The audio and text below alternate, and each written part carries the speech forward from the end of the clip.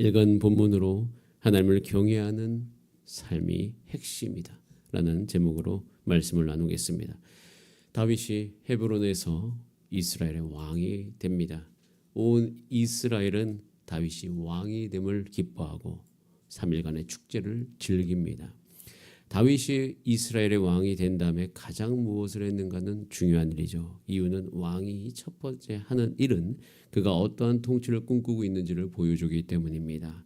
왕이 된 다윗이 가장 먼저 무엇을 했는지 오늘 기록하고 있죠. 그것은 뭐냐면 하나님의 궤를 우리에게로 옮겨오자라고 이야기하는 것이에요. 다윗은 사울과 다르게 왕이 되자마자 한 것이 뭐냐면 하나님의 궤를 내가 방치하지 않고 모셔와야 되겠다. 언약궤가 와야 되겠다. 그것이 뭐예요? 자, 3절에 이유가 나와 있죠. 자, 3절 말씀 같이 한번 읽어보겠습니다. 우리가 우리 하나님의 궤를 우리에게로 옮겨오자 싸울 때엔 우리가 궤 앞에서 묻지 아니하였느니라 하매, 묻지 아니하였다. 하나님 앞에서 묻지 아니하였다. 자, 이제 언약궤를 가지고 와서 어떻게 하겠다? 묻겠다라고 이야기하는 거예요. 내가 어떠한 일을 할 때 언약궤 앞에서 물음으로 하나님의 뜻을 분별하여 하나님의 뜻이 이 땅 가운데 이 나라 가운데 이루어져야 되겠다라고 거룩한 뜻을 가지고 이제 이 언약궤를 이동하게 되는 것이죠. 너무도 좋은 일이에요. 너무도 좋은 일. 이렇게 좋은 일들이 여러분의 삶 가운데 추진되어지고 또는 우리 교회에 있게 되기를 간절히 기도합니다. 그래서 이렇게 언약궤가 옮겨오는 일을 모두가 다 좋아했죠. 당연하죠. 하나님의 통치에 순종하는 것이 이 모든 하나님 나라의 본질이 되어야 된다는 것을 다 아는 거예요. 그렇게 되어야 된다는 것은 다 아는 것입니다. 그래서 이 기뻐함 가운데 모두가 동의하는 가운데 드디어 하나님의 언약궤가 이동이 되죠. 그 언약궤가 이동한 장면이 7절, 8절에 기록되어 있어요. 그래서 한번 읽어볼까요? 시작. 하나님의 궤를 새 수레에 싣고 아비나답의 집에서 나오는데 우사와 아이오는 수레를 몰며 다윗과 이스라엘 온 무리는 하나님 앞에서 힘을 다하여 뛰놀며 노래하며 수금과 비파와 소고와 제금과 나팔로 연주하니라. 야, 그야말로 아주 축제가 벌어졌습니다. 얼마나 이 분위기가 좋았겠습니까? 그런데 그렇게 좋은 분위기에 확 찬물을 끼얹듯이 어떤 일이 일어납니까? 끌던 소들이 뛰놀기 시작하는 거예요. 소들도 함께 뛰노니까 소들이 뛰니까 당연히 수레가 움직이니까 그 궤가 흔들리게 되겠죠. 그래서 그 궤가 흔들리는 것을 붙들고자 이제 우사가 손을 펴서 궤를 붙들었더니 그것으로 말미암아 여호와께서 진노하사. 굉장히 좋은 일인데, 굉장히 분위기가 좋은데 하나님께서 진노하셨더라라는 표현을 성경에서 보여주고 있습니다. 자, 역대상을 읽으면서 우리가 깜짝 놀랄 때가 있죠. 13장에서 다 좋은 일인데 왜 하나님께서 왜 화를 내시지? 여러분, 하나님의 교회를 세우고자 하는데 하나님께서 왜 화를 내시지? 내가 주를 위해서 헌신하고자 하는데 왜 하나님께서 화를 내시지? 왜 우리가 함께 모여서 사역을 일으키려고 하는데 이런 좋은 사역을 일으키기 너무 좋은데 왜 이 사역을 일으킬 때에 여호와께서 진노하시지? 여러분, 그럴 수 있어요. 왜 그런지를 알아야 돼요. 하나님의 이 공동체를 세울 때에 그 하나님의 공동체를 세우는 게 참 좋은 것인데 그 가운데 하나님께서 진노하실 수 있어요. 사람들은 가끔씩 이러고 싶을 때가 있어요. 어떤 일이 딱 결정되면 그거 딱 결정된 것으로 말미암아 모든 것이 다 해결되기를 원하는 경우가 있어요. 예를 들어서 저 같은 경우에는 목사가 됐어요. 그럼 목사가 된 것으로 그 다음 단계들이 아무런 어떤 근심 걱정 없이 해결되고 다 착착착 일어나게 되기를 원하는데 이 삶은 절대 그렇지 않아요. 여러분, 이것은 우리가 이미 이제 이 이야기를 한 번 정도 알았기 때문에 이게 왜 그런지 알고 있습니다. 왜 언약궤를 붙든 우사가 하나님의 진노로 죽게 되었는가? 그것은 언약궤를 이동할 때 말씀대로 하지 않았기 때문이에요. 말씀대로 하지 않았기 때문이에요. 말씀대로 하지 않았기 때문에 진노하신 거예요. 법궤는 여러분 잘 아시는 것 같이 출애굽기 25장 13절 14절에 보면 조각목으로 채를 만들어 금으로 싸고 그 채를 궤 양쪽 꼬리에 꿰어서 궤를 매게 하고 하나님의 언약궤는 사람이 이동하는 거였어요. 말씀대로 하자면. 여러분 여기서 우리는 한 가지 지금 이스라엘이 다시 공동체를 세워가잖아요. 역대상은 이미 바벨론의 모든 포로시기 이후에 쓰여진 성경입니다. 열왕기상하에서 우리는 다 경험했습니다. 왜 이스라엘이 하나님의 나라인데 망했는가? 말씀대로 하지 않았기 때문인 것이에요. 그렇기 때문에 말씀대로 하지 아니하는 이 이야기를 우리가 다시 읽으면서 이 하나님 나라를 다시 재건할 때 반드시 모든 과정을 무엇으로 해야 된다? 하나님의 말씀대로 해야 된다. 다윗이 이것을 몰랐어요. 조심하지 않은 거죠. 세밀하지 않은 것이에요. 마음은 좋으나 과정은 말씀대로 하지 않았습니다. 뜻은 하나님의 뜻이었는데 그 과정은 하나님의 말씀과 전혀 상관없이 했어요. 여러분 여기서 우리는 한 가지 오늘 교훈을 얻을 수 있습니다. 우리 주사랑교회를 세워갈 때 그 세워가는 모든 목표는 굉장히 하나님의 뜻으로 좋아 보이나 그 과정이 말씀대로 되지 아니하면 하나님 진노하실 수 있다라는 교훈을 얻을 수 있는 것이에요.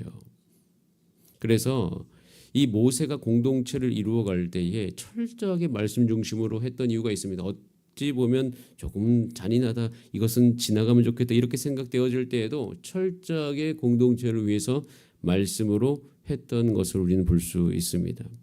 여러분 삶 가운데 하나님을 향하여 좋은 방향이 떠오릅니까? 좋은 아이디어가 떠오릅니까? 하나님이 알게 하셨습니까? 자, 그렇다면 오늘 이 말씀에 의지해서 이제는 그것을 이루어가는 방법도 하나님의 방법으로 해야 된다는 것을 생각하시기를 바랍니다. 제가 이번 주간에 이제 43차 사무총회를 준비하면서 2025년의 계획을 세워갔습니다.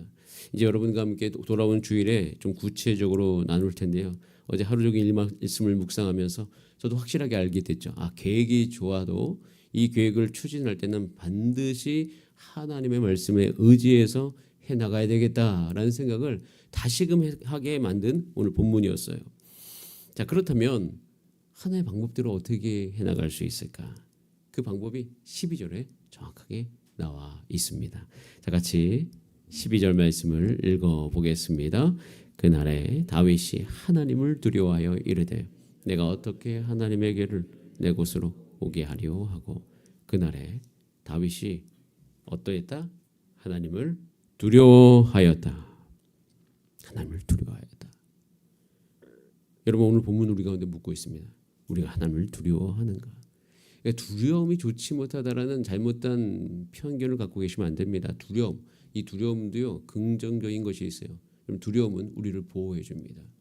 여러분 높은 곳에 올라가고 또 우리가 위험에 처해 있는데 두렵지 않다?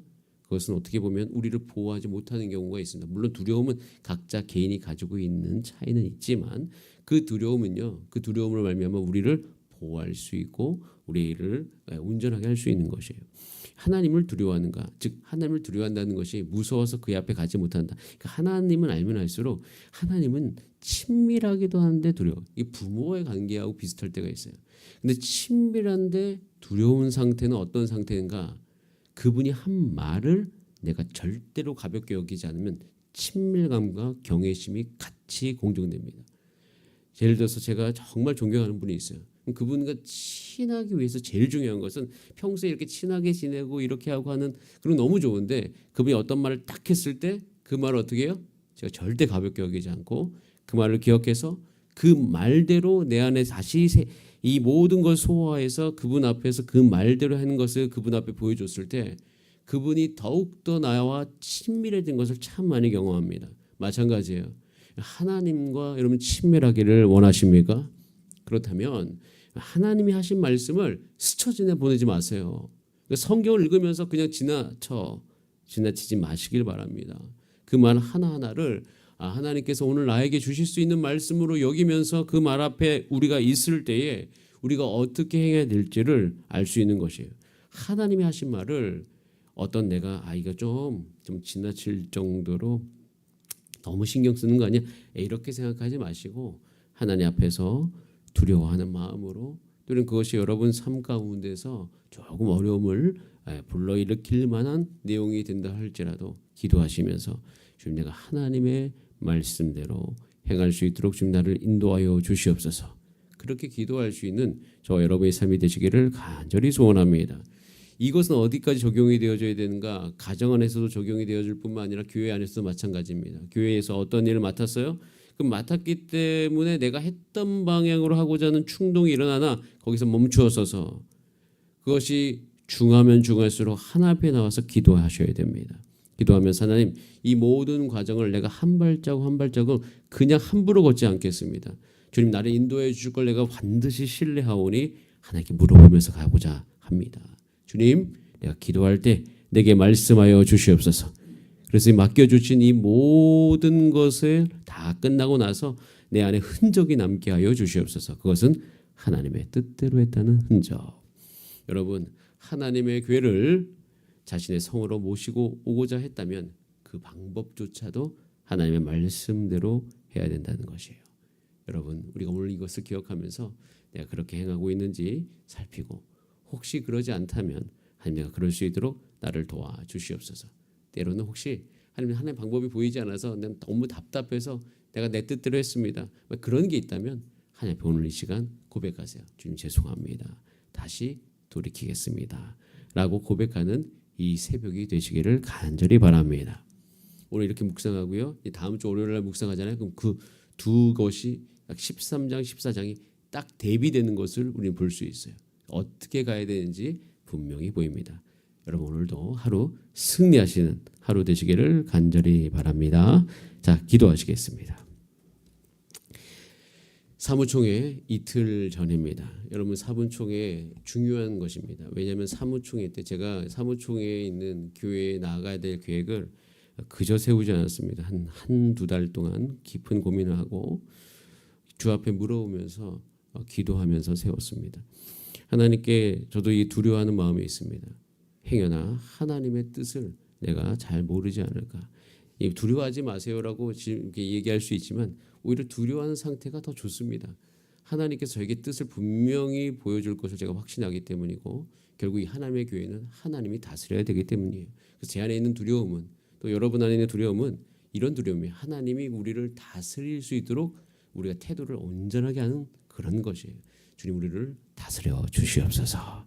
이렇게 주 앞에 고백하면서 이 통치가 이 사무총회 이 모든 과정 속에 일어날 수 있도록 우리 다 함께 주여 한번 부르신 다음에 합심으로 기도하시겠습니다. 주여.